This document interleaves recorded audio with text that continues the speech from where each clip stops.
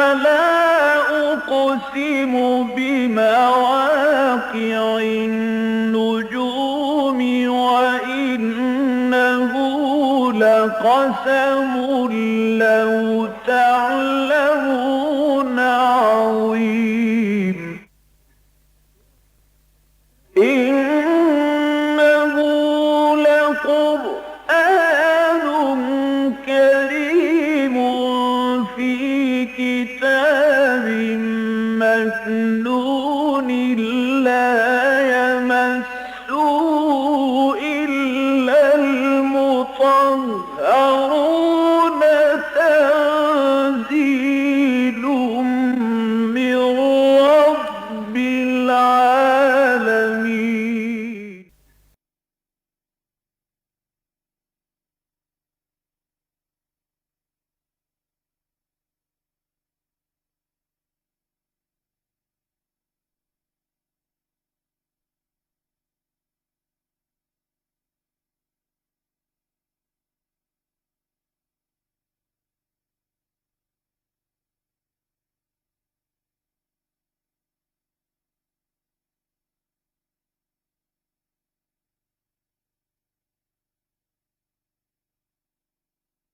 نحمده ونصلي على رسوله الكريم اما بعد فاعوذ بالله من الشيطان الرجيم بسم الله الرحمن الرحيم يا ايها الذين آمنوا اتقوا الله حق تقاته ولا تموتن الا وانتم مسلمون واعتصموا بحبل الله جميعا ولا تفرقوا واذکروا نعمت اللہ علیکم اذ کنتم اعداء فألف بین قلوبکم فاصبحتم بنعمتہ اخوانا وکنتم علی شفا حفرۃ من النار فانقذکم منها کذالک یبین اللہ لکم آیاتہ لعلکم تہتدون وَلْتَكُن مِّنكُمْ أُمَّةٌ يَدْعُونَ إِلَى الْخَيْرِ وَيَأْمُرُونَ بِالْمَعْرُوفِ وَيَنْهَوْنَ عَنِ الْمُنكَرِ وَأُولَٰئِكَ هُمُ الْمُفْلِحُونَ وَلَا تَكُونُوا كَالَّذِينَ تَفَرَّقُوا وَاخْتَلَفُوا مِن بَعْدِ مَا جَاءَهُمُ الْبَيِّنَاتُ وَأُولَٰئِكَ لَهُمْ عَذَابٌ عَظِيمٌ يَوْمَ تَبْيَضُّ وُجُوهٌ وَتَسْوَدُّ وُجُوهٌ فَأَمَّا الَّذِينَ اسْوَدَّتْ وُجُوهُهُمْ أَكَفَرْتُمْ بَعْدَ إِيمَانِكُمْ فَذُوقُوا الْعَذَابَ بِمَا كُنتُمْ تَكْفُرُونَ وَأَمَّا الَّذِينَ ابْيَضَّتْ وُجُوهُهُمْ فَفِي رَحْمَةِ اللَّهِ هُمْ فِيهَا خَالِدُونَ تِلْكَ آيَاتُ اللَّهِ نَتْلُوهَا عَلَيْكَ بِالْحَقِّ وَمَا اللَّهُ يُرِيدُ ظُلْمًا لِّلْعَالَمِينَ وَلِلَّهِ مَا فِي السَّمَاوَاتِ وَمَا فِي الْأَرْضِ وَإِلَى اللَّهِ تُرْجَعُ الْأُمُورُ صدق اللہ العظیم رب اشرح لی صدری ویسر لی امری واحلل عقدۃ من لسانی یفقہوا قولی اللہم ربنا الہمنا رشدنا واعذنا من شرور انفسنا اللہم ارنا الحق حقا وارزقنا اتباعہ وارنا الباطل باطلا وارزقنا اجتنابہ اللہم وفقنا لما تحب وترضى آمین یا رب العالمین۔ یہ سورہ آل عمران کا 11واں رکوع ہے، اور اگرچہ اس کی ابتدائی 3 آیات کا میں تفصیل کے ساتھ درس دے چکا ہوں، تو بقیہ رکوع کے مضامین کی مناسبت سے پہلی ان 3 آیات پر بھی اجمالاً گفتگو ضروری ہے۔ تمہیداً یہ بات دوبارہ نوٹ کر لیجئے کہ سورہ بقرہ اور سورہ آل عمران جو آپس میں جوڑے کی شکل میں ہیں، انہیں بہنیں بھی آپ کہہ سکتے ہیں، دونوں کا معاملہ یہ ہے کہ دونوں کے تقریباً برابر نصف 2 حصے ہیں۔ پہلے حصے میں اہل کتاب سے خطاب، جو کہ سورہ بقرہ میں بنی اسرائیل سے ہے، یہود سے ہے، اور سورہ آل عمران میں نصارہ سے ہے، جو ہم پڑھ چکے ہیں۔ دونوں صورتوں کے جو دوسرے حصے ہیں، سورہ بقرہ کا بھی نصف ثانی اور سورہ آل عمران کا بھی نصف ثانی، اس میں خطاب ہے امت مسلمہ سے۔ اور آپ دیکھیں گے کہ دونوں جگہ پر یا ایھا الذین آمنوا سے خطاب ہوتا ہے، 19واں رکوع ہے سورہ بقرہ کا، یا ایھا الذین آمنوا استعینوا بالصبر والصلاۃ ان اللہ مع الصابرین ولا تقولوا لمن یقتل فی سبیل اللہ اموات بل احیاء ولکن لا تشعرون وَلَنَبْلُوَنَّكُمْ بِشَيْءٍ مِّنَ الْخَوْفِ وَالْجُوعِ وَنَقْصٍ مِّنَ الْأَمْوَالِ وَالْأَنفُسِ وَالثَّمَرَاتِ وَبَشِّرِ الصَّابِرِينَ الَّذِينَ إِذَا أَصَابَتْهُم مُّصِيبَةٌ قَالُوا إِنَّا لِلَّهِ وَإِنَّا إِلَيْهِ رَاجِعُونَ أُولَٰئِكَ عَلَيْهِمْ صَلَوَاتٌ مِّن رَّبِّهِمْ وَرَحْمَةٌ وَأُولَٰئِكَ هُمُ الْمُهْتَدُونَ۔ یہ 5 آیات ہیں، یہ تمہید ہے خطاب بے امت مسلمہ سے سورہ بقرہ میں۔ یہاں آپ دیکھیں گے کہ تقریباً حجم تو اس سے بھی کچھ بڑا ہی ہے، لیکن آیات 3 ہیں۔ سورہ آل عمران میں یہ 3 آیات اسی کے مقام پر آ رہی ہیں کہ جب خطاب امت مسلمہ شروع ہو رہا ہے تو آغاز میں یا ایھا الذین آمنوا اتقوا اللہ حق تقاتہ ولا تموتن الا وانتم مسلمون۔ اب اس میں جو ایک اور قابل ذکر بات ہے وہ یہ ہے، ان دونوں صورتوں میں سورہ بقرہ میں اس 19ویں رکوع سے ایک رکوع قبل اور سورہ آل عمران میں اس 11ویں رکوع سے جو اگلا رکوع آ رہا ہے 12ویں رکوع میں امت مسلمہ کی غرض تاسیس بیان ہوئی ہے۔ آپ کہہ سکتے ہیں قرارداد تاسیس، جیسے تنظیم اسلامی ہے اس کی قرارداد تاسیس ہے۔ کس لیے یہ تنظیم قائم کی جا رہی ہے؟ مرکزی انجمن خدام القرآن ہے، اس کی قرارداد تاسیس ہے۔ کیا مقاصد ہیں، کن چیزوں کے لیے اور کن امور پر جد و جہد کے لیے یہ انجمن قائم کی جا رہی ہے؟ تو اس اعتبار سے بڑا اہم سوال ہے کہ ایک امت، اور امت کے لفظی معنی کیا ہے؟ ہم مقصد لوگوں کا اجتماع، جمعیت۔ اما یا امو کہتے ہیں ارادہ کرنا، قصد کرنا۔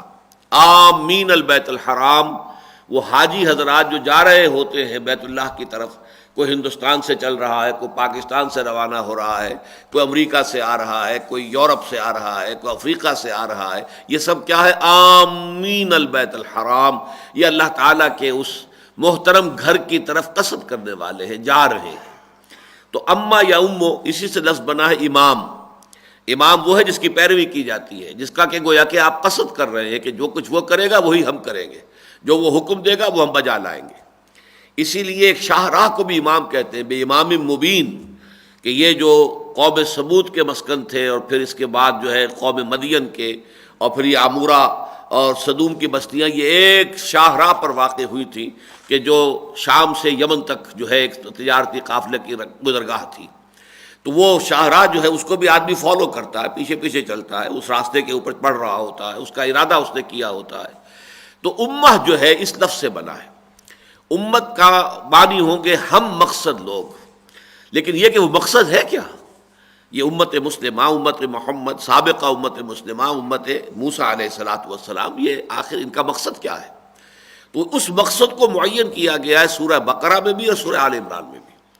سورہ بقرہ میں فرمایا گیا وَكَذَلِكَ جَعَلْنَاكُمْ أُمَّةً وَسَطًا لِتَكُونُوا شُهَدَاءَ عَلَى النَّاسِ وَيَكُونَ الرَّسُولُ عَلَيْكُمْ شَهِيدًا، اور اسی طرح ہم نے تمہیں ایک درمیانی امت بنا دیا ہے تاکہ تم گواہی دو پوری نوع انسانی پر، اور ہمارے رسول محمد صلی اللہ علیہ وسلم گواہی دیں تم پر، اور پر سے مراد ہے خلاف، یعنی حضور تمہارے خلاف گواہی دیں گے کہ اے اللہ تیرا جو دین مجھ تک آیا تھا جبرائیل کی وساطت سے علیہ الصلاۃ والسلام، وہ میں نے ان لوگوں کو پہنچا دیا تھا۔ اب یہ ذمہ دار ہیں، یہ رسپانسبل ہیں، یہ جواب دہ ہیں، یہ اگنورنس پلیڈ نہیں کر سکتے، یہ نہیں کہہ سکتے کہ ہمیں تو پتہ نہیں تھا، ہمیں تو معلوم نہیں تھا، ہم تک تو بات پہنچائی نہیں گئی۔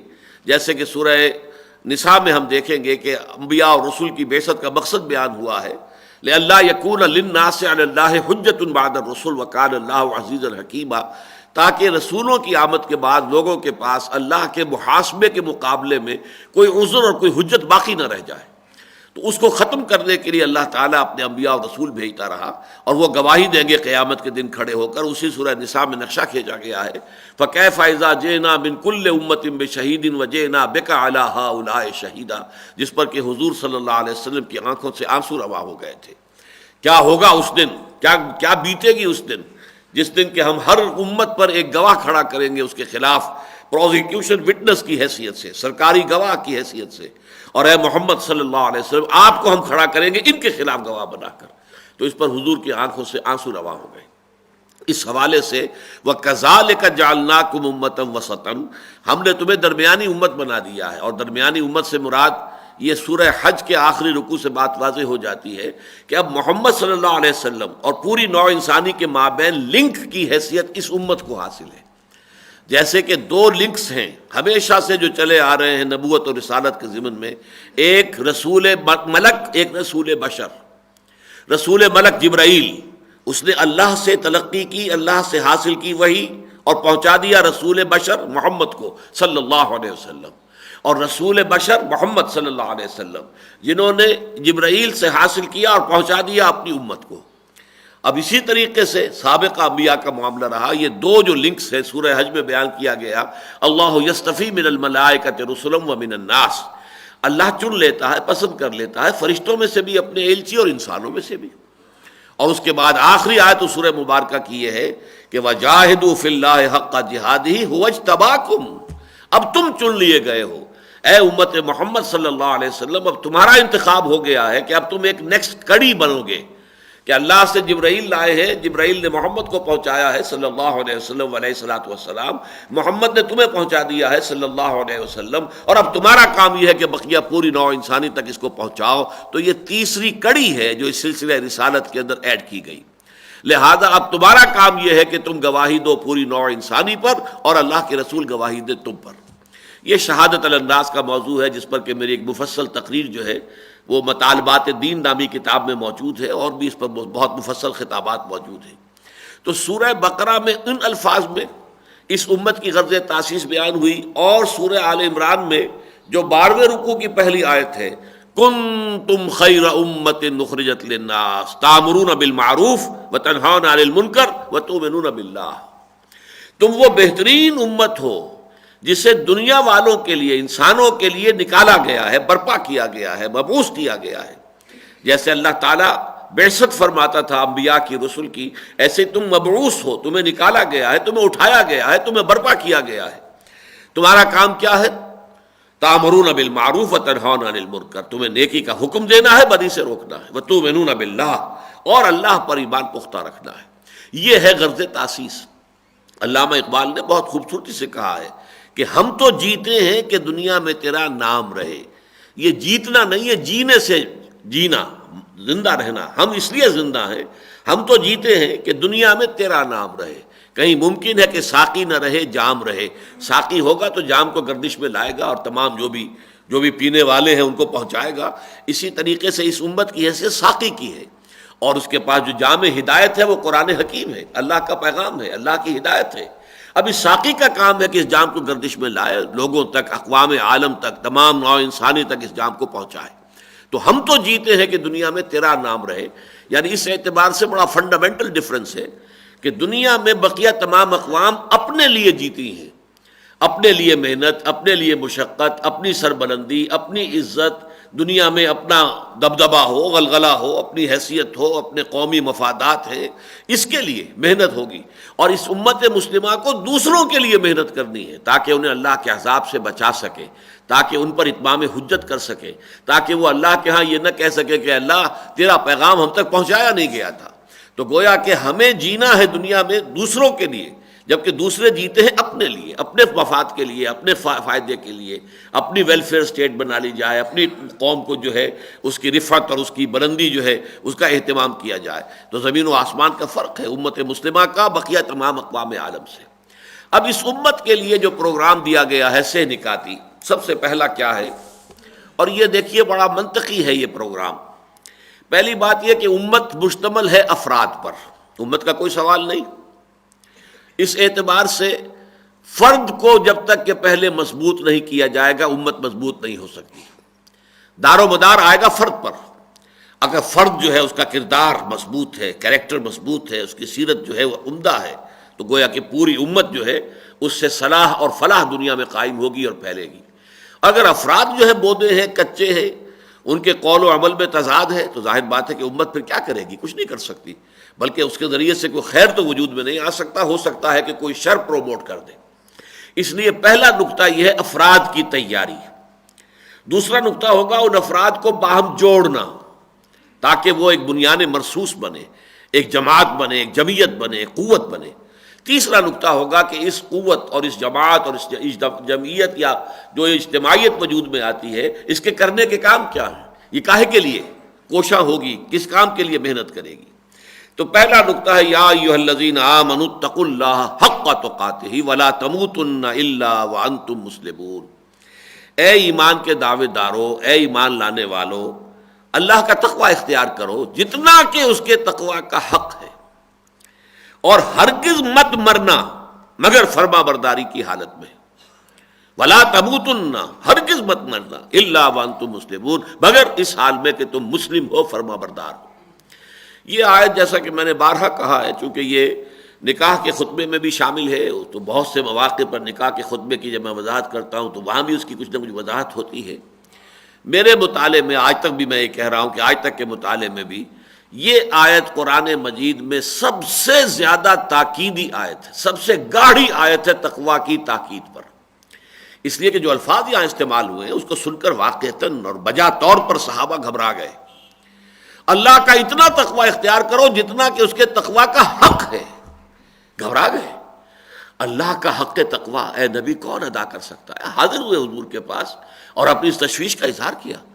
اس لیے کہ میں بارہا یہ بات کہا کرتا ہوں کہ ہم لوگ تو قرآن پڑھتے ہیں، سنتے ہیں، تو ہمارا اس پہ عمل کرنے کا چونکہ کوئی پختہ ارادہ نہیں ہوتا، لہذا ہم جو چاہیں پڑھتے چلے جائیں، ہمیں کبھی بھی اپنے اندر جھانکنا نہیں ہوتا کہ ہم اس پر پورے بھی اتر سکتے ہیں یا نہیں۔ لیکن صحابہ کرام کا معاملہ یہ تھا کہ وہ ایک ایک لفظ قرآن مجید کا پڑھتے تھے، سنتے تھے، تو پہلے اپنے آپ کو تولتے تھے، اپنے گریبانوں میں جھانکتے تھے کہ ہم اس کا حق ادا کر سکتے ہیں یا نہیں، ہم اس پر پورے اتر سکتے ہیں یا نہیں۔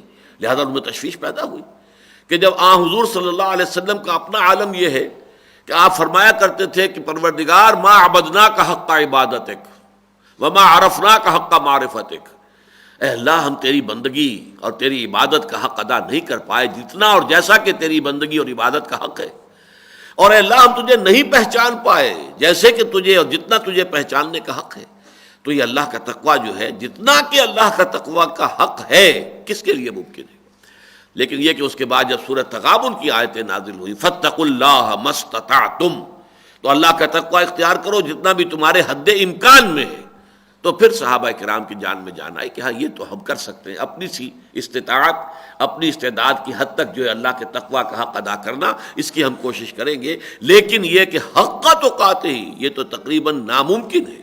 لیکن جب ایمفیسائز کرنا ہوتا ہے کسی بات پر، زور دینا ہوتا ہے، اس کی اہمیت کو زیادہ واضح کرنا ہوتا ہے، تو پھر یہ اسلوب اختیار کیا جاتا ہے کہ یا ایھا الذین آمنوا اتقوا اللہ حق تقاتہ ولا تموتن الا وانتم مسلمون۔ اس آیت کا یہ دوسرا ٹکڑا جو ہے یہ بھی بالکل ہم وزن ہے پہلے ٹکڑے کے، لیکن ہمارے ذہنوں میں تصور جو قائم ہے، مسلمان کسے کہتے ہیں؟ ایک اصطلاحی مسلمان ہوتا ہے کہ جو اللہ تعالیٰ کی توحید کا اور محمد کی رسالت کا اقرار کرتا ہے، دین کی بنیادی جو تعلیمات ہیں ان سب کو تسلیم کرتا ہے، مانتا ہے۔ آمنت باللہ کما ہوا باسمائہ و صفاتہ و قبلت جمیع احکامہ اقرار باللسان و تصدیق بالقلب، وہ تصدیق قلبی ہے یا نہیں، لیکن زبان سے اقرار کر رہا ہے۔ آمنت باللہ و ملائکتہ و کتبہ و رسلہ والیوم الآخر والقدر خیرہ و شرہ من اللہ تعالی والبعث بعد الموت۔ اب جو شخص اقرار کر رہا ہے اشہد ان لا الہ الا اللہ و اشہد ان محمد رسول اللہ، وہ مسلمان ہے۔ نماز پڑھتا ہے تب بھی مسلمان ہے، نہیں پڑھتا تب بھی مسلمان ہے، اسے آپ فاسق کہیں گے، فاجر کہیں گے۔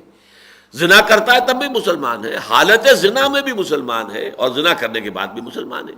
قانونی طور پر گناہ کبیرہ جو ہے اس سے بھی کوئی شخص کافر نہیں ہوتا۔ گناہ کبیرہ پر بھی یہ بالکل صحیح بات ہے۔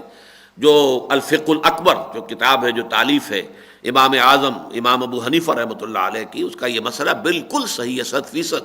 گناہ کبیرہ سے بھی کوئی مسلمان کافر نہیں ہوتا، لیکن اس گناہ کی حالت میں وہ اس طرح کا مومن بھی نہیں رہتا جیسا کہ مومن اسے ہونا چاہیے۔ اس کا دل میں وہ ایمان پختہ نہیں رہتا اس وقت۔ اگر وہ ایمان پختہ ہو تو وہ گناہ کا کیسے صدور ہوگا؟ یقین ہو کہ اللہ ہے اور مجھے دیکھ رہا ہے اور مجھے مر کر اس کے حضور میں حاضر ہونا ہے، تو کیسے وہ اللہ کے کسی حکم کو توڑے گا؟ تو جہاں تک حقیقی ایمان کا تعلق ہے، حقیقی ایمان حقیقی اسلام ایک ہی بات ہے، اور قانونی ایمان قانونی اسلام ایک دوسری بات ہے۔ قانون ہر شخص مومن ہے ہم میں سے، لیکن کتنا کچھ ایمان ہمیں واقعتاً حاصل ہے، اب یہ ہر شخص اپنے گریبان میں جھانک کر خود دیکھ سکتا ہے۔ اس لیے اگر یہ سمجھا جائے کہ مت مرنا مگر مسلمان تو مر رہے ہیں سب، دن رات جو مسلمان مر رہے ہیں وہ حالت اسلامی میں مر رہے ہیں، ان کی جا کر ہم جنازہ پڑھتے ہیں، انہیں دفن کرتے ہیں، ان کی تدفین ساری ایک مسلمان کے انداز میں ہوتی ہے۔ یہ مطلب یہاں نہیں ہے، یہاں پر لفظ مسلم کا مطلب یہ ہے کہ واقعتاً فرما بردار. مسلم کسے کہتے ہیں؟ جس نے کہ اللہ تعالیٰ کے احکام کی مخالفت ترک کر دی ہو، جس نے کہ ڈھال رکھ دی ہو، جو اللہ تعالیٰ کے سامنے سرنڈر کر چکا ہو. چمی گویم مسلمانم بے لرزم کہ دانم مشکلات لا الہ الا. علامہ اقبال کہتے ہیں کہ جب میں یہ کہتا ہوں کہ میں مسلمان ہوں تو مجھ پر تو لرزہ طاری ہوتا ہے، اس لیے کہ میں جانتا ہوں کہ مسلمان ہونے کے معنی کیا ہے. یہ لا الہ کہہ دینا آسان ہے، اس پر پورا اترنا بہت مشکل ہے. لہذا مت مرنا مگر فرما برداری کی حالت میں. اب اس کا ذرا آپ تجزیہ کیجیے.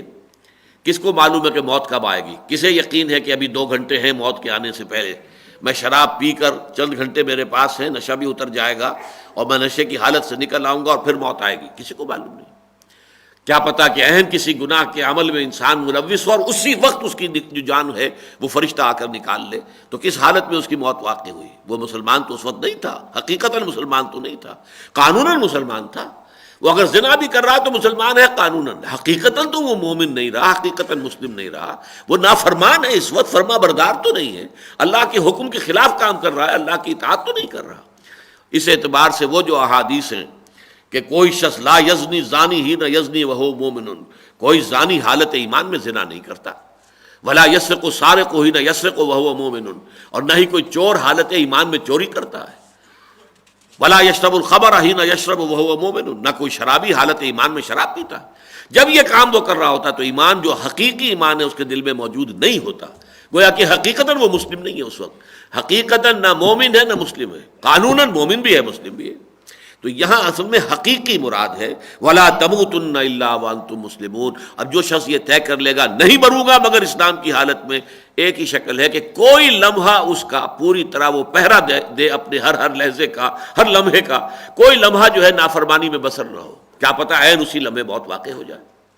یہ گویا کہ وہ افراد کی پختگی کے لیے یہ آیت ہے.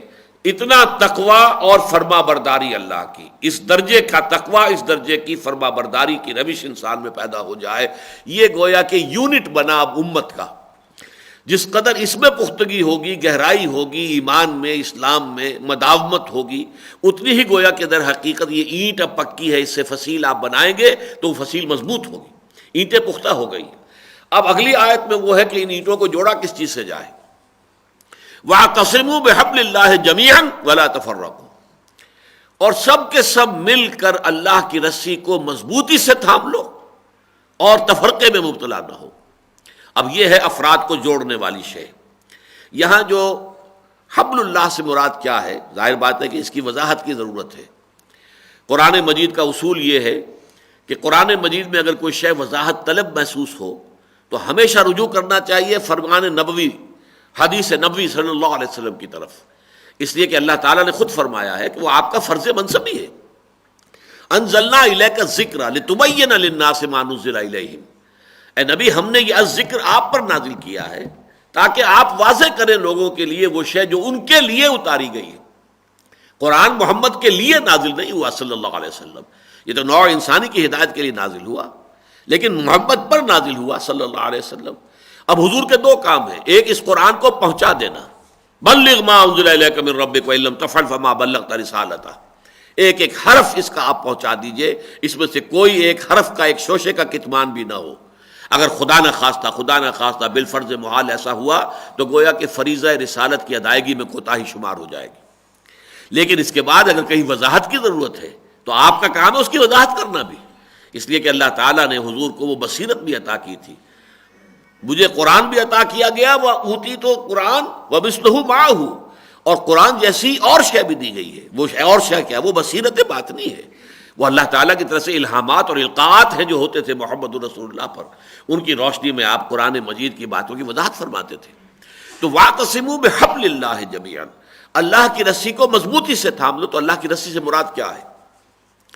اس پر اگرچہ مفسرین نے تو بہت سے اقوال نقل کیے ہیں، اسلام ہے، کلمہ طیبہ ہے، ولا اور چیزیں ہیں، لیکن یہ کہ اس پر حضور صلی اللہ علیہ وسلم کی متعدد احادیث جو ہے اس پر گواہ ہیں کہ آپ نے گویا کہ شرح کی ہے حبل اللہ کی، کہ حبل اللہ کون سی ہے. حضرت علی رضی اللہ تعالیٰ عنہ کی روایت ہے، حضور نے فرمایا ایک مرتبہ انہا ستکون فتنۃ، القریب ایک بہت بڑا فتنہ رونما ہوگا. حضرت علی فرماتے ہیں میں نے عرض کیا کہ اے اللہ کے رسول مل مخرج منہا یا رسول اللہ، اس فتنے سے نکلنے کا راستہ کون سا ہوگا؟ فرمایا کتاب اللہ، فتنوں سے بچانے والی اور فتنہ اگر آ جائے تو اس سے نکالنے والی ایک ہی شہر وہ اللہ کی کتاب ہے۔ فیہ ذکر ما قبلکم ونبأ ما بعدکم وحکم ما بینکم وہو الصراط المستقیم وہو الذکر الحکیم وہو حبل اللہ المتین۔ یہ فصاحت و بلاغت نبوی کی ایک بہت اہم مثال ہے۔ یہ حدیث بڑی طویل ہے، 3 4 چھوٹے چھوٹے جملے ایک ردیف اور قافیے کے اندر آئے ہیں بڑے خوبصورت انداز میں۔ یہ وہ اللہ کی کتاب ہے جس میں تم سے پہلی قوموں کا ذکر بھی ہے اور تمہارے بعد آنے والے حالات کا تذکرہ بھی موجود ہے۔ پھر یہ کتاب وہ ہے کہ جو بھی تمہارے مابین اختلافات کا بھی پیدا ہوں گے ان کا حکم، ان کا فیصلہ بھی اس میں موجود ہے۔ یہی ذکر حکیم ہے، یہی صراط مستقیم ہے جس کی اللہ سے استدعا کرتے ہو اہدنا الصراط المستقیم، اور یہی حبل اللہ المتین ہے، یہی ہے اللہ کی مضبوط رسی۔ ایک دوسری حدیث جو ہے عبداللہ ابن مسعود رضی اللہ تعالیٰ عنہ سے، اس میں ان کو فرماتے ہیں کہ حضور نے ارشاد فرمایا القرآن حبل اللہ الممدود من السماء الی الارض، قرآن اللہ کی رسی ہے جو آسمان اور زمین کے درمیان تنی ہوئی ہے، جو چاہے اسے چمٹ جائے، اس کو مضبوطی کے ساتھ تھام لے۔ اور اس سے بھی زیادہ پیاری حدیث جس میں کہ نقشہ سامنے آتا ہے اس ماحول کا، جس میں کہ حضور اور صحابہ تھے، کہ ایک مرتبہ یہ طبرانی کی روایت ہے کہ حضور اپنے حجرے سے برآمد ہوئے تو دیکھا کہ مسجد کے ایک کونے میں کچھ صحابہ بیٹھے ہوئے قرآن مجید کا مذاکرہ کر رہے ہیں، سمجھا رہے ایک دوسرے سے۔ تو حضور کے چہرے پر بشاشت کے آثار ظاہر ہوئے، آپ خوش ہوئے اور آپ چل کر ان کے پاس آئے قدم بقدم۔ پہلے تو آپ نے بڑا پیارا سوال کیا جس کا جواب گویا کہ ایک ہی ہو سکتا تھا، دوسرے کسی سے جواب کا امکان ہی نہیں۔ الستم تشہدون، کیا آپ لوگ اس کی گواہی نہیں دیتے اللہ الہ الا اللہ، اللہ کے سوا کوئی معبود نہیں، وانی رسول اللہ، اور میں محمد صلی اللہ علیہ وسلم میں اللہ کا رسول ہوں، وَهَذَا الْقُرْآنُ جَاءَ مِنْ عِنْدِ اللَّهِ، اور یہ قرآن وہ ہے جو اللہ کے پاس سے آیا ہے۔ صحابہ کا جواب کیا ہو سکتا تھا؟ بلا یا رسول اللہ، اے اللہ کے رسول کیوں نہیں، ہم اس کے گواہ ہیں۔ تب آپ نے فرمایا فَاسْتَبْشِرُوا، تو خوشیاں مناؤ، جشن مناؤ، فَإِنَّ هَذَا الْقُرْآنَ، تو یہ قرآن وہ شے ہے کہ طرفہ بِأَيْدِيكُمْ وَطَرفہ بِيَدِ اللَّهِ، اس کا ایک سرا تمہارے ہاتھ میں ہے اور ایک سرا اللہ کے ہاتھ میں ہے۔ اس کے بعد جو ہے کسی ابہام کی، کسی بھی طرح کے شک و شبہ گنجائش نہیں رہی کہ وَاعْتَصِمُوا بِحَبْلِ اللَّهِ سے مراد ہے قرآن مجید کو مضبوطی سے تھام لو۔ البتہ جمیعاً کے بارے میں دو آراء ہیں۔ جمیعاً جو ہے سب مل جل کر تھام لو، یہ بھی معنی اس کے ہو سکتے ہیں، اور پورے قرآن کو تھامو۔ یہ نہ ہو کہ قرآن مجید کے حصے بکھرے کر لو، جیسا کہ ہمارے ہاں ہو گیا ہے، بالفعل ہو گیا ہے۔ آپ دیکھیں گے کہ مثلا ہمارے ہاں کے لوگ ہیں، علماء ہیں، واعظ ہیں، وہ ایک خاص قسم کی آیات ہی کی تلاوت کریں گے اپنے تقاریر میں، وہ دوسری قسم کی چیزیں ان کی تقاریر میں، خطبات میں، وعظ میں آئیں گی نہیں۔ لیکن یہ کہ ضرورت اس بات کی ہے کہ قرآن مجید کے یہ حصے بکھرے نہ کیے جائیں۔ الذین جعلوا القرآن عضین، یہ سورہ ہجر میں جو آیا ہے کہ جنہوں نے قرآن کو بوٹیاں بنا دیا، قرآن کا قیمہ کر دیا ہے، اڑائے کچھ ورق لالے نے، کچھ نرگس نے، کچھ گل نے، چمن میں ہر طرف بکھری ہوئی ہے داستاں میری، اور اڑالی قمریوں نے، طوطیوں نے، اندلیبوں نے، چمن والوں نے مل کر لوٹ لی طرز فغاں میری، کہ کسی کے پاس کچھ ہے، کسی کے پاس کچھ ہے۔ وَاعْتَصِمُوا بِحَبْلِ اللَّهِ جَمِيعًا، اللہ کی رسی قرآن کو مضبوطی کے ساتھ تھامو، سب مل کر، اور پورے قرآن کو۔ اور اللہ کا شکر ہے کہ ہم نے جہاں، اس میں کوئی شک نہیں کہ ہم نے اپنی دعوت و تحریک کے لیے بڑی اہمیت دی مطالعہ قرآن حکیم کے ایک منتخب نصاب کو، کہ جس کے دروس دیے، پے بپے دیے، بار بار دیے، تاکہ قرآن مجید کے وہ مضامین لوگوں کے سامنے پوری طریقے سے واضح ہو جائیں، ذہن نشین ہو جائیں۔ لیکن پھر ہم نے رمضان مبارک میں دورہ ترجمہ قرآن، پورے قرآن مجید کا جو ہے 1 مہینے کے اندر ترجمہ کرتے ہوئے اس میں سے گزر جانا، اس کو بھی ہم نے یوں سمجھیے کہ ہماری تنظیم جو ہے تنظیم اسلامی، اس کے تو باقاعدہ اس کی علامات جو امتیازی ہیں، ان میں سے ایک امتیازی خصوصیت اب یہ بن گئی ہے تاکہ وہ پورے قرآن کے ساتھ بھی ہمارا ربط ہو۔ اور درس قرآن جو 2 مرتبہ اس سے پہلے میں مکمل قرآن حکیم کا درس دے چکا ہوں، اور یہ تیسری بار ہے اب کہ پھر اثر نو تسلسل کے ساتھ پورے قرآن کا درس دے رہے ہیں۔ تو وَاعْتَصِمُوا بِحَبْلِ اللَّهِ جَمِيعًا وَلَا تَفَرَّقُوا، اس کا نتیجہ کیا نکلے گا کہ تم تفرقے میں مبتلا نہیں ہوگے، یہ گویا کہ اس کا نتیجہ ہے۔ متفرق مت ہو جاؤ۔ اور اس میں یہ بات ہم پہلے نوٹ کر آئے ہیں کہ اختلاف علیحدہ شے ہے اور افتراق علیحدہ شے ہے۔ اختلاف تو ہو جائے گا، قرآن کی آیت کی تعویل میں بھی اختلاف ہو سکتا ہے، حدیث کے مفہوم میں، مدلول میں بھی اختلاف ہو سکتا ہے۔ یہ اختلاف ہے جو امام ابو حنیفہ میں اور امام شافعی میں، امام مالک میں ہوا ہے۔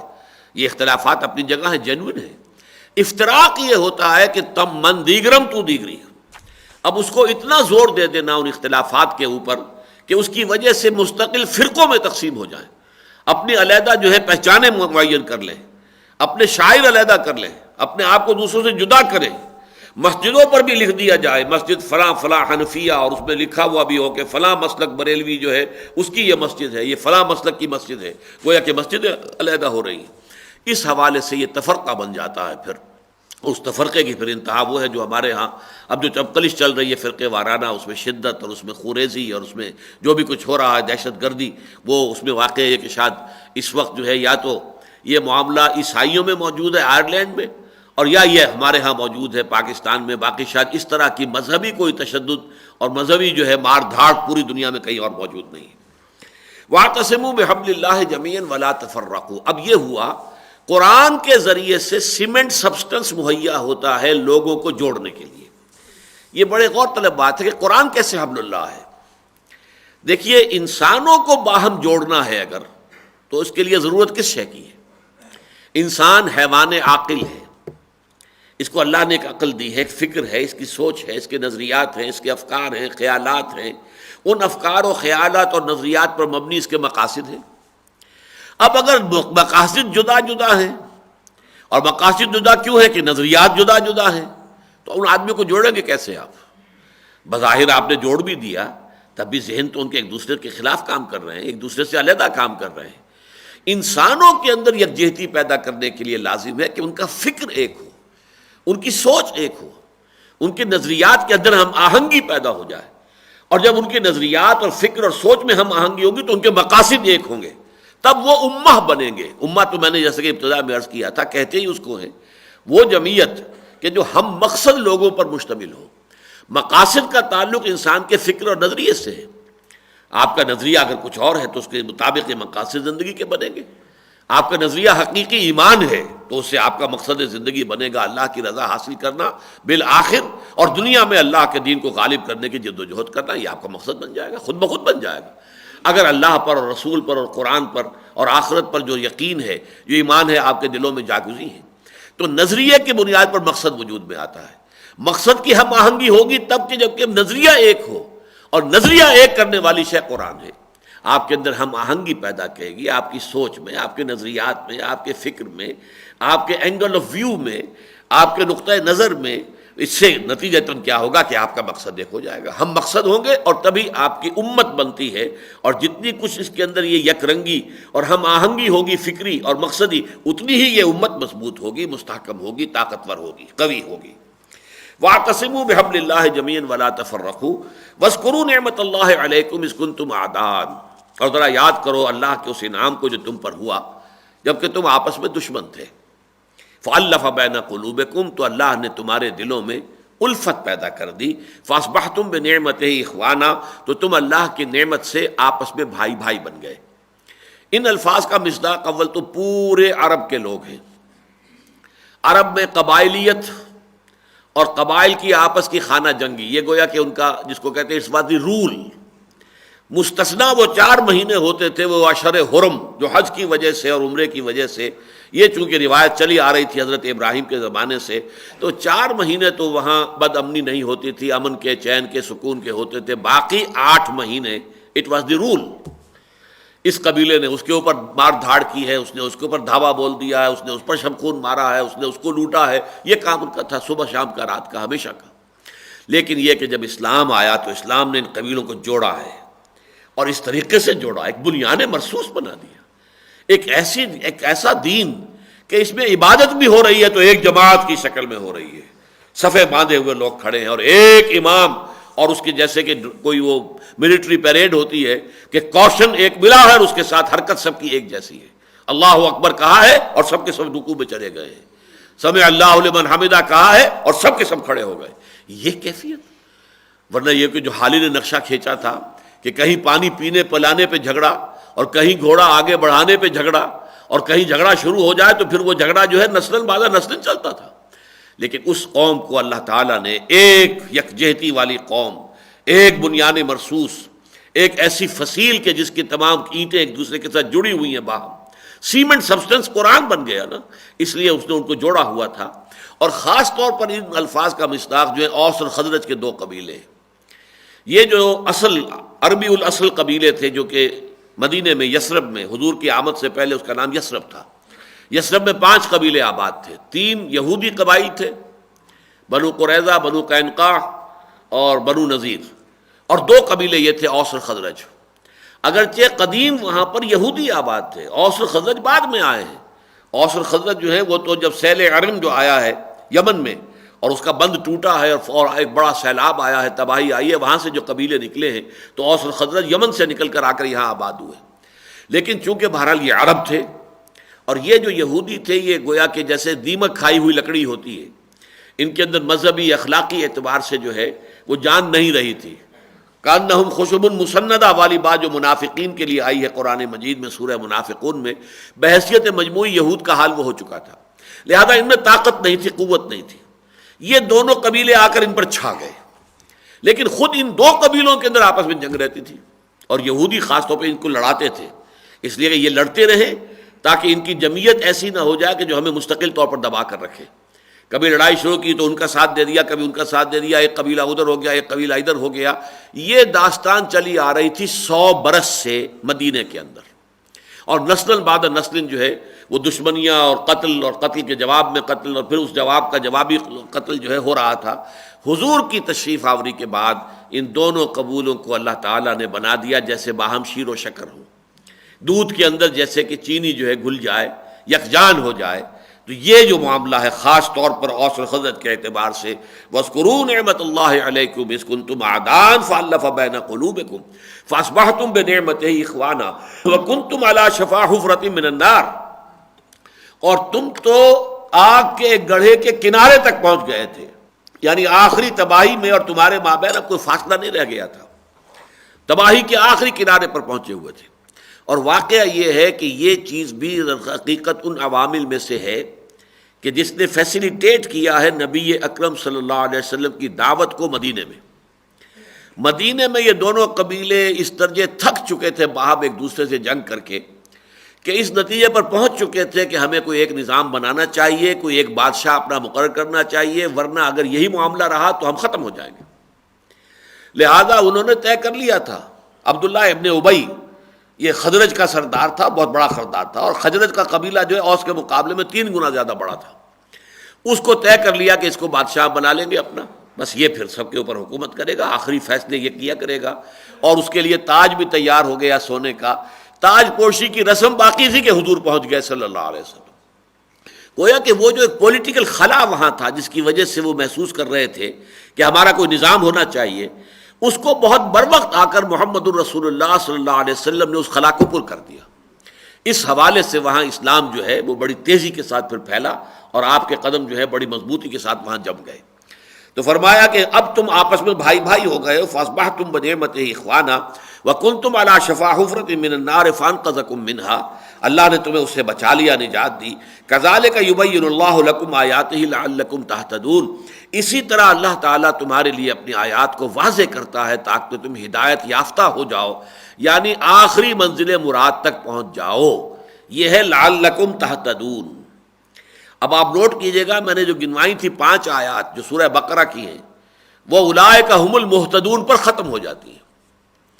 اولئک علیہم صلوات من ربہم ورحمہ واولئک ھم المہتدون، یہی وہ لوگ ہیں جن پر ان کے رب کی طرف سے عنایتیں ہیں اور رحمتیں ہیں، اور یہی وہ لوگ ہیں جو ہدایت پانے والے ہیں۔ یہاں یہ دوسری آیت ختم ہوئی اس پر لعلکم تہتدون پر، لیکن اب اس سے آگے تیسری آیت آ رہی ہے۔ یہ وہ شے ہے کہ جو سورہ بقرہ میں موجود نہیں ہے۔ سورہ بقرہ میں اس سے اگلی منزل تو بیان کر دی گئی ہے کہ اس مقصد تاسیس کو پورا کرنے میں تمہیں اپنی جانیں بھی دینی پڑیں گی۔ وَلَا تَقُولُوا لِمَن يُقْتَلُ فِي سَبِيلِ اللَّهِ أَمْوَاتٌ بَلْ أَحْيَاءٌ وَلَٰكِن لَّا تَشْعُرُونَ، لیکن وہ لائے عمل کیا ہے، کرنا کیا ہے، مقاصد کیا ہیں، طریقہ کار کیا ہے، وہ ہے کہ جو اس آیت میں آ رہا ہے۔ وَلْتَكُن مِّنكُمْ أُمَّةٌ يَدْعُونَ إِلَى الْخَيْرِ وَيَأْمُرُونَ بِالْمَعْرُوفِ وَيَنْهَوْنَ عَنِ الْمُنكَرِ وَأُولَٰئِكَ هُمُ الْمُفْلِحُونَ، اور چاہیے کہ تم میں سے ایک ایسی جماعت وجود میں آئے، یا تم سے ایک ایسی جماعت وجود میں آئے جو 3 کام کرے صرف، یدعون الی الخیر، خیر کی طرف بلائیں، یامرون بالمعروف، نیکی کا حکم دے، وَيَنْهَوْنَ عَنِ الْمُنْكَرِ، اور منکر سے روکیں، وَأُولَٰئِكَ هُمُ الْمُفْلِحُونَ، اور یہی لوگ ہوں گے آخر کار فلاح پانے والے، اپنی شخصیتوں کی کما حقہ تعمیر کر لینے والے، جیسے کہ اللہ چاہتا ہے۔ جس مقام پر اللہ نے انسان کو پیدا کیا کہ اس کو اپنا خلیفہ بنایا زمین میں، اس مقام تک پہنچانا انسان کا اپنے آپ کو آسان کام نہیں ہے، اس کے لیے جان جوکھوں کے اندر ڈالنی پڑے گی، اور اس کے لیے یہ ہے نقطہ۔ اب دیکھیے یہاں ایک بڑی خوبصورت تقسیم ہو گئی ہے، 3 آیتوں میں سے نکاتی لایا بلایا، پہلی آیت میں ایک نقطہ، دوسری میں دوسرا نقطہ، تیسری میں تیسرا نقطہ، لیکن یہ نقطہ 3 نکات پر مشتمل ہے۔ ایک تو منکم کے بارے میں جان لیجیے 2 آراء ہیں، وَلْتَكُمْ مِنْكُمْ أُمَّةٌ، ایک تو یہ ہے کہ تم میں سے ایک ایسی امت ہونی چاہیے، یہ من تبعیضیہ کہلائے گا، اور ایک یہ تم سے ایک ایسی امت وجود میں آنی چاہیے، یہ گویا کہ بیانیہ کہلائے گا۔ چنانچہ عرب کہتے تھے للامیر من اولادہ جند، ہمارا جو امیر ہے اس کی تو اولاد ہی ایک لشکر کی شکل میں ہے۔ یہاں من جو ہے بیانیہ ہے، تبعیضیہ نہیں ہے کہ اولاد میں سے کچھ لشکر ہے، نہیں، وہ اولاد اللہ نے اس کو اتنی دی ہے، ابن سعود کی طرح 50 بیٹے دے رکھے ہیں، تو وہ تو خود ہی گویا کہ ایک لشکر ہے اپنی جگہ پر۔ للامیر من اولادہ جند، اس کی تو اپنی اولاد میں ایک لشکر موجود ہے، تو یہ یہاں پہ تبعیضیہ نہیں ہے بلکہ یہ بیانیہ ہے، اس کی اولاد ایک لشکر کی شکل میں ہے۔ تو اے مسلمانوں، اب تمہاری جمعیت کو اس شکل میں ڈھل جانا چاہیے کہ تم 3 کام کرو صرف، یہ ہوگا بیانیہ۔ اور ایک شکل یہ ہو سکتی ہے، اور یہ اس صورت میں ہوگی کہ اگر امت، اس وقت تو اس کا کوئی امکان نہیں، جو بھی شکل تھی وہ تو پوری کی پوری امت مخاطب ہے، اور وہی امت ہے جو آگے چل کر آ رہا ہے کنتم خیر امت اخرجت للناس تأمرون بالمعروف وتنہون عن المنکر وتؤمنون باللہ، جو پوری امت اس حال میں تھی۔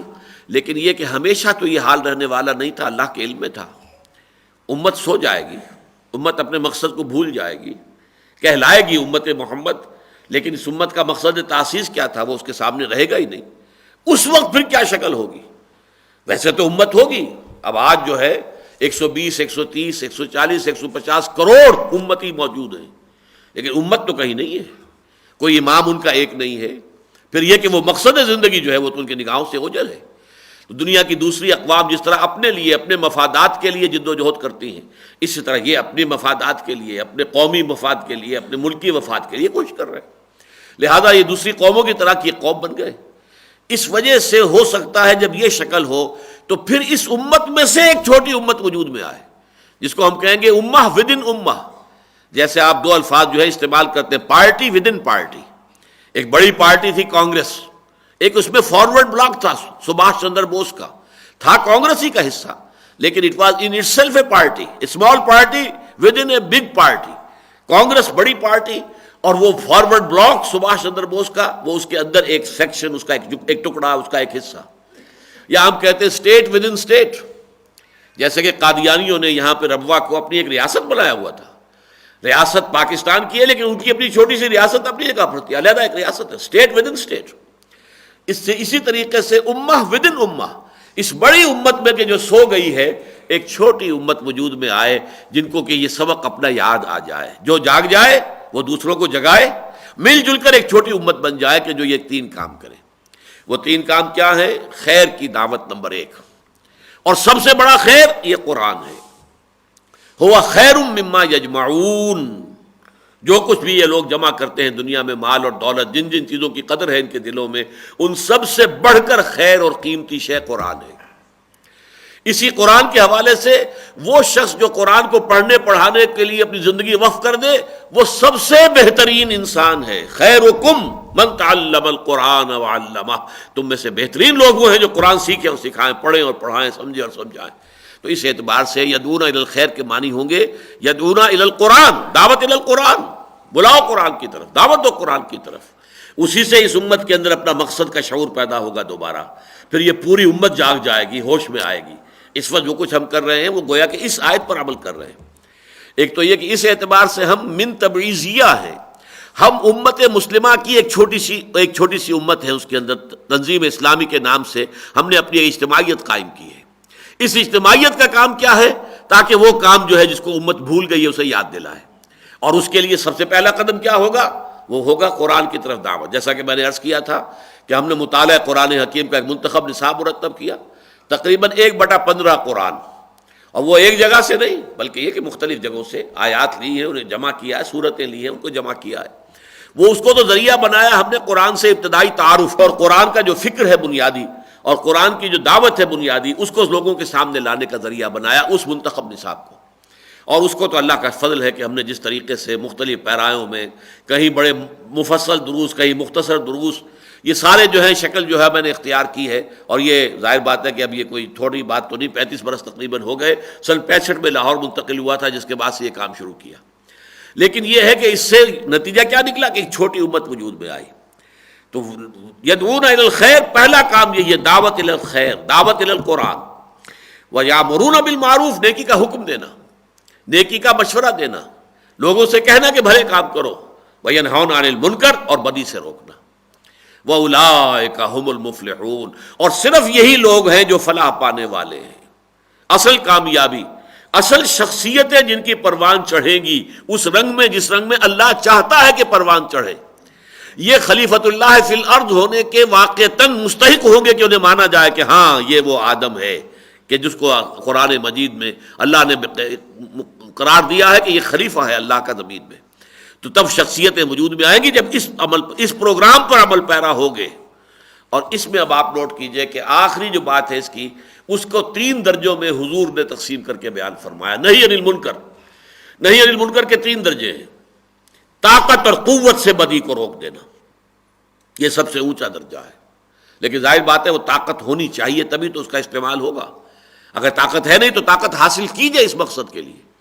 اور اس دوران میں بھی کم سے کم زبان سے تو کہتے رہیے کہ یہ کام غلط ہے، یہ برا ہے، چھوڑ دو، خدا کے لیے باز آ جاؤ. یہ ہے وہ طرز عمل جو آج ہم اختیار کیے ہوئے ہیں.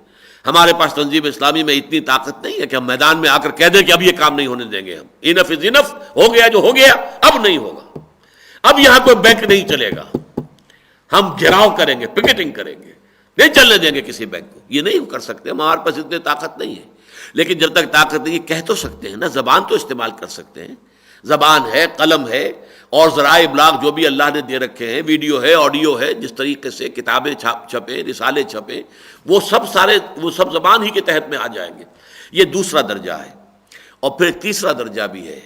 اگر حالات اتنے خراب ہو جائیں کہ زبان کھولنی بھی ناممکن ہو جائے، زبان کھلتے ہی اندیشہ ہو کہ گدی سے کھینچ لی جائے گی، اور اگر کسی میں اتنی جرت اور ہمت نہیں ہے کہ وہ اتنا بڑا خطرہ مول لے سکے، تو ایک آخری درجہ بھی ہے جو اللہ تعالیٰ نے اپنے کمزور لوگوں کے لیے فراہم کیا ہے کہ دل سے شدید نفرت رکھے بدی کے ساتھ. اور یہ اگر نہیں ہے تو پھر ایمان ہے ہی نہیں. بدی سے نفرت نہیں ہے تو ایمان ہی نہیں.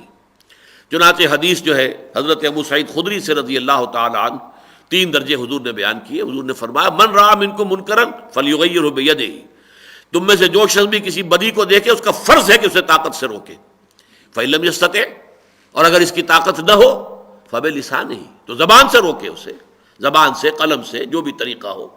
اور فإن لم يستطع، اس کی بھی ہمت نہ ہو، اتنا بڑا رسک بھی لینے کو انسان تیار نہ ہو، زبانوں کے گدی سے کھینچ لیے جانے کا اندیشہ ہو، زبانوں پر تالے پڑ گئے ہو، فبقلبہ، تو دل سے شدید نفرت رکھے. وذالک اضعف الایمان، اور یہ ایمان کا کمزور ترین درجہ ہے.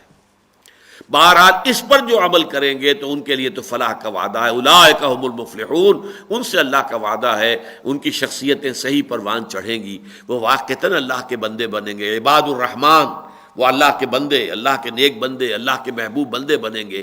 وہ اسی شکل میں بنیں گے کہ اس سے نکاتی لائے عمل کے اوپر وہ عمل پیرا ہو جائیں. اولئک هم المفلحون، یہ حصر کا اسلوب ہے. فلاح پانے والے صرف یہی ہیں. وہ بڑی امت جو سوئی ہوئی ہے تان کر، لمبی تان کر سوئی ہوئی ہے، اس سے فلاح کا وعدہ نہیں ہے. فلاح تو اس سے نکاتی لائے عمل پر عمل پیرا ہونے سے اس کی امید ہو سکتی ہے کہ کی جائے. اب دیکھیے بقیہ آیات جو ہیں اسی کی مزید وضاحت کہہ لیجئے، اس کی تاکید کہہ لیجئے، مثبت اور منفی انداز میں اس کو اور مزید اجاگر کیا گیا ہے. وَلَا تَكُونُوا كَالَّذِينَ تَفَرَّقُوا وَاخْتَلَفُوا مِن بَعْدِ مَا جَاءَهُمُ الْبَيِّنَاتُ، اور ان لوگوں کے مانند نہ ہو جانا جو متفرق ہو گئے، ٹکڑیوں میں بٹ گئے، اور جنہوں نے اختلاف کیا اس کے بعد کہ ان کے پاس بینات آ چکی تھی. اس میں سابقہ امت کے اندر جو تفرقہ پیدا ہوا اس کی طرف بھی اشارہ ہے، اور اب جو اس امت نے تفرقہ کیا ہے پیدا اپنے اندر حضور کے اعتبار سے، بینات آ گئی ہیں، قرآن مجید کی واضح آیات آ چکی ہیں، ان کے دل گواہی دے چکے ہیں کہ یہ اللہ کا کلام ہے اور محمد اللہ کے رسول ہیں، پھر بھی وہ اختلاف کے اوپر اڑے ہوئے ہیں۔ تو گویا کہ ان کی طرف بھی اشارہ ہو رہا ہے، وَلَا تَكُونُوا كَالَّذِينَ تَفَرَّقُوا وَاخْتَلَفُوا مِن بَعْدِ مَا جَاءَهُمُ الْعِلْمُ وَأُولَٰئِكَ لَهُمْ عَذَابٌ عَظِيمٌ۔ یہ لوگ تو وہ ہیں کہ جن کے لیے بہت بڑا عذاب ہے، بہت بڑی سزا ہے۔ یوم تبیض وجوہ وتسود وجوہ، اب یہ قیامت کا نقشہ کھینچا جا رہا ہے۔ وہ دن، تصور کرو اس دن کا کہ جس دن بہت سے چہرے روشن ہوں گے، تر و تازہ ہوں گے، روشن ہوں گے، اس پر حشاشت اور بشاشت کے آثار ہوں گے۔ وتسود وجوہ، بہت سے چہرے جو ہیں ان پر تاریکی چھائی ہوئی ہوگی۔ فَأَمَّا الَّذِينَ اسْوَدَّتْ وُجُوهُهُمْ، تو وہ لوگ جن کے چہروں کے اوپر کالک ملی ہوگی، جن کے اوپر سیاہی اور تاریکی چھائی ہوئی ہوگی، اکفرتم بعد ایمانکم، ان سے کہا جائے گا کیا تم نے کفر کیا تھا ایمان لانے کے بعد؟ اب اس میں دونوں باتیں آ جائیں گی۔ وہ تورات پر ایمان لائے اور پھر تورات میں تفرقہ ڈالا، اور محمد رسول اللہ پر بھی ان کے دل ایمان لے آئے اور پھر انہوں نے انکار کیا۔ اکفرتم بعد ایمانکم، تمہارے دلوں نے گواہی دی کہ محمد اللہ کے رسول ہیں، قرآن اللہ کا کلام ہے، لیکن تم اپنی سیادت، اپنی چودراہٹ، اپنی مسندیں، اپنی حیثیت، اپنی وجاہت جو تمہیں حاصل ہے اس کو ہاتھ سے دینے کے لیے تیار نہیں تھے، اس لیے اس ایمان کے بعد تم نے کفر کیا ہے۔ تمہارے دلوں نے گواہی دے دی، حق کو تسلیم کر لیا، حق کو پہچان لیا، لیکن پھر تمہاری زبانوں نے انکار کیا۔ اکفرتم بعد ایمانکم فذوقوا العذاب بما کنتم تکفرون، تو اب چکھو مزہ عذاب کا اپنے اس کفر، اپنے کفران کی وجہ سے۔ اب دیکھیے کفر کے لفظی معنی کیا ہے؟ چھپا دینا، دبا دینا۔ یہ شکر کے مقابلے کا لفظ ہے۔ شکر کیا ہے کہ اگر آپ کے ساتھ کسی نے کوئی اچھا کام کیا ہے، آپ کی خدمت کی ہے، آپ کا احسان کیا ہے، تو آپ کے قلب کی گہرائیوں سے ایک جذبات، ایک خاص قسم کا جذبہ تشکر جسے آپ کہتے ہیں، جذبات امتنان، وہ آپ کے قلب کی گہرائی سے ابھرتے ہیں۔ کفر یہ ہے کہ آپ اس کو دبا دیں، ناشکری اور کفر یہ ہم مانی ہے، کہ بجائے اس کے کہ آپ ان جذبات کو سامنے لائیں، زبان پر لائیں اور اس کا جو محسن ہے اس کا شکریہ ادا کریں، آپ نے دبا دیا اس کو۔ اسی معنی میں جب دل نے گواہی دے دی کہ یہ حق ہے لیکن آپ نے دبا دیا اس دل کی گواہی کو، یہ کفر ہے۔ چھپا دیا قلب کی جو تمہاری گواہی تھی، تمہارے ضمیر نے جو گواہی دی تھی اسے دبا دیا، سپریس کر دیا۔ اسی لیے قرآن مجید میں بہت سے مقامات پر یہ دو لفظ جوڑ کر آئے، الذین کفروا وکذبوا بآیاتنا۔ پہلا مرحلہ ہے چھپا دینا اور پھر تکذیب کرنا ہماری آیات کی۔ پہلے تو یہ کہ اس کی تصدیق جو اندر سے ابھر رہی تھی قلب کی گہرائیوں سے، اسے دبا دیا، سپریس کیا، اور پھر زبان نے تکذیب کی کہ نہیں نہیں نہیں نہیں، یہ تمہارا اپنا کلام ہے، یہ محمد کا اپنا کلام ہے، یہ اللہ کا کلام نہیں ہے۔ تو یہ تکذیب اور تکفیر جو ہے یہ گویا کہ دونوں چیزیں بالکل علیحدہ علیحدہ ہیں، یہ ایک پروسیس کے دو سٹیجز ہیں۔ الذین کفروا وکذبوا بآیاتنا، پہلے انہوں نے اپنی اندرونی شہادت کو دبایا، سپریس کیا، اور پھر ان کی زبانوں نے تکذیب کی، جھٹلایا ان آیات کو کہ جو اللہ تعالیٰ کی طرف سے نازل ہوئی۔ وَأَمَّا الَّذِينَ ابْيَضَّتْ وُجُوهُهُمْ، اور رہے وہ لوگ کہ جن کے چہرے روشن ہوں گے، تر و تازہ ہوں گے، ففی رحمت اللہ ہم فیہا خالدون، وہ اللہ کی رحمت میں ہوں گے۔ فراح و ریحان، جیسے سورہ واقعہ میں الفاظ آئے ہیں، فراح و ریحان و جنت نعیم، ہم فیہا خالدون، اور اس میں ہمیشہ ہمیش رہیں گے۔ تلک آیات اللہ نتلوہا علیک بالحق، یہ اللہ کی آیات ہیں جو ہم آپ کو پڑھ کر سنا رہے ہیں حق کے ساتھ۔ یہاں نتلو کا فاعل کون شمار ہوگا؟ تلک آیات اللہ نتلوہا، یہاں گویا کہ جبرائیل کہہ رہے ہیں اے محمد صلی اللہ علیہ وسلم یہ اللہ کی آیات ہیں جو ہم آپ کو پڑھ کر سنا رہے ہیں۔ درمیان میں لنک ہے، اللہ یصطفی من الملائکۃ رسلا ومن الناس، اللہ چن لیتا ہے فرشتوں میں سے بھی اپنے ایلچی اور انسانوں میں سے بھی۔ تلک آیات اللہ نتلوہا علیک بالحق، یہ اللہ کی آیات ہیں جو ہم پڑھ کر سنا رہے ہیں، اور یہ کہ بالواسطہ اگر آپ لیں گے تو پھر اللہ پر بھی آ سکتا ہے، یہ ہم سنا رہے ہیں، اللہ سنا رہے ہیں، اس لیے کہ جبریل کا سنانا جو ہے وہ در حقیقت اللہ ہی کا سنانا ہے۔ وَمَا اللَّهُ يُرِيدُ ظُلْمًا لِلْعَالَمِينَ، اور اللہ تعالیٰ جو ہے جہان والوں کے لیے کوئی ظلم کا ارادہ نہیں رکھتا، کسی پر ظلم، کسی کی حق تلفی، کسی پر خام خواہ بلا سبب کوئی تشدد کرنا، معاذ اللہ ثم معاذ اللہ، اسے ہم کہیں گے کہ اللہ سیڈسٹ نہیں ہے۔ ما یفعل اللہ بعذابکم ان شکرتم، ان آمنتم ان شکرتم وآمنتم، اللہ تمہیں عذاب دے کر کیا لے گا؟ اللہ کو کیا لینا ہے تمہیں عذاب دے کر، اگر تم ایمان اور شکر کی روش اختیار کرو۔ لیکن یہ تو تمہارے اعمال ہیں، تمہارے اپنے کرتوت ہیں جو اللہ تعالیٰ تمہارے سامنے رکھ دے گا۔ اللہ تعالیٰ تو رؤوف ہے، ودود ہے، غفور ہے، وہ تو در حقیقت بہت بخشنے والا ہے، لیکن یہ ہے کہ تمہارے اعمال ہیں وہ تمہارے سامنے رکھ دیے جائیں گے۔ وَمَا اللَّهُ يُرِيدُ ظُلْمًا لِّلْعَالَمِينَ، اور اللہ تعالیٰ ہرگز نہیں چاہتا تمام جہان والوں کے لیے کوئی بھی ظلم۔ یہاں یہ نکتہ نوٹ کر لیجئے، یہ امام حمید الدین فراہی رحمۃ اللہ علیہ نے جو اسالیب قرآن پر کتاب لکھی ہے کہ قرآن مجید میں کہیں کہیں جو ظرف ہے اس کو جمع کر دیتے ہیں مظروف کی جمع کے لیے، عالم، عالمین، عالم میں بسنے والے سب لوگ، تمام جہان والے۔ ایک ہے تمام جہانوں کے لیے اللہ تعالیٰ کوئی ظلم نہیں چاہتا، ترجمہ یہ بھی ہو سکتا ہے وَمَا اللَّهُ يُرِيدُ ظُلْمًا لِّلْعَالَمِينَ، اللہ تعالیٰ تمام جہانوں کے لیے کوئی ظلم کرنے کا ارادہ نہیں رکھتا۔ لیکن ایک شکل یہ ہے کہ یہ عالم ظرف ہے، مظروف اس میں ہے اقوام، انسانی، انسانوں میں سے کسی پر بھی اللہ تعالیٰ ظلم کا ارادہ نہیں رکھتا، کسے باشد۔ وَلِلَّهِ مَا فِي السَّمَاوَاتِ وَمَا فِي الْأَرْضِ، اور یقیناً اللہ ہی کی ہے، اللہ ہی کی ملکیت ہے ہر وہ شے جو آسمانوں میں ہے اور ہر وہ شے جو زمین میں ہے۔ ملکیت تامہ، ملکیت مطلقہ صرف اللہ کی ہے۔ وَإِلَى اللَّهِ تُرْجَعُ الْأُمُورُ، اور بالآخر تمام معاملات اللہ ہی کی طرف لوٹا دیے جائیں گے۔ یہ رکوع تو مکمل ہوا، لیکن اگلی آیت جو ہے چونکہ اگلے رکوع کی پہلی آیت وہ اس کے ساتھ جڑ رہی ہے، یہ گویا کہ اعلان ہے۔ یہ تو پہلے کہہ دیا گیا، یہ اس کا جو ترتیب ہے اس کو یوں سمجھیے کہ اے مسلمانوں، تمہارے افراد پختہ ہونے چاہیے، تقویٰ دل میں ہو، عمل میں اللہ کی فرما برداری ہو، اور دونوں حد کمال کو پہنچے ہوئے ہوں۔ تقویٰ جتنا کہ تقویٰ کا حق ہے، اور کوئی لمحہ بھی تمہارا جو ہے وہ نافرمانی میں بسر نہ ہو۔ پہلے تو ایسے افراد تیار کرو، پھر قرآن مجید کے سیمنٹ سبسٹنس سے ان کو جوڑ کر ہم خیال، ہم مسلک، ہم مقصد بنا دو، تاکہ وہ بنیان مرصوص ایک فصیل بن جائے۔ یہ جمعیت جو وجود میں آئی اس کو تین کام کرنے ہیں: دعوت الی الخیر، دعوت الی القرآن، امر بالمعروف، نہی عن المنکر۔ نہی عن المنکر کے تینوں جو مختلف درجے ہیں، تو یہ گویا کہ ایک ہدف دیا جا رہا ہے، تم سے ایک ایسی جماعت وجود میں آ جانی چاہیے۔ یہ من بیانیہ کہہ رہا ہوں۔ اب یہ کہا جا رہا تم ہو گئے ہو، اب تمہیں سرٹیفائی کیا جا رہا ہے، کنتم خیر امۃ اخرجت للناس، اے مسلمانوں اب تم واقعتاً بن چکے ہو وہ بہترین امت۔ جو مقصد تھا سامنے رکھا گیا تھا، اس مقصد کی تکمیل ہو گئی ہے، تم اس مقصد کو پورا کرنے والا گروہ بن کر سامنے آ گئے ہو۔ یہ سرٹیفکیٹ ہے جو اللہ تعالیٰ کی طرف سے دیا جا رہا ہے۔ کنتم خیر امۃ اخرجت للناس، اب تم ہو گئے ہو، اب تم نے شکل اختیار کر لی ہے، اب تم کوالیفائڈ ہو کہ تمہارے لیے یہ بات ہم کہہ رہے ہیں کہ تمہیں دنیا والوں کے لیے ہم نے برپا کیا ہے۔ تمہارا کام ہے تأمرون بالمعروف وتنہون عن المنکر وتؤمنون باللہ، نیکی کا حکم دو، بدی سے روکو، اور اللہ پر ایمان پختہ رکھو۔ اللہ پر ایمان پختہ ہوگا تبھی اس راہ کی مشکلات تمہارے لیے آسان ہوگی، تبھی تم اپنا سب کچھ اس کی راہ میں خرچ کر دینے کے لیے اور اپنی تمام صلاحیتیں اور اوقات اور اپنے تمام وسائل و ذرائع کے لیے وقف کرنے کے لیے تیار ہو جاؤ گے۔ آخری دار و مدار تو ایمان پر ہے، جتنا گہرا ایمان ہوگا اتنا ہی در حقیقت تمہارے اندر اس کام کے لیے ارادہ بھی ہوگا اور پختگی بھی ہوگی، استقامت بھی ہوگی، صبر بھی ہوگا، اور اس کے اوپر تم پوری طریقے سے کاربند رہ سکو گے۔